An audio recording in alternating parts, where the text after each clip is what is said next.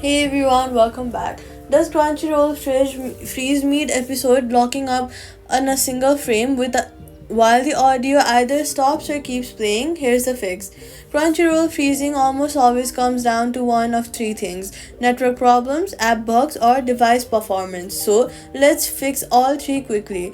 First, go to your settings, then go to Wi Fi and switch to your 5GSZ network if your router supports it. Since it has far less interference and directly reduces freezing, close every other app in your recent app list to free up space or processing power. Then again go to your settings, then go to general, then go to iPhone storage, find Crunchyroll to the list of apps, tap on it and then tap offload app. After offloading it, go to the app store, search for Crunchyroll and reinstall it fresh from there.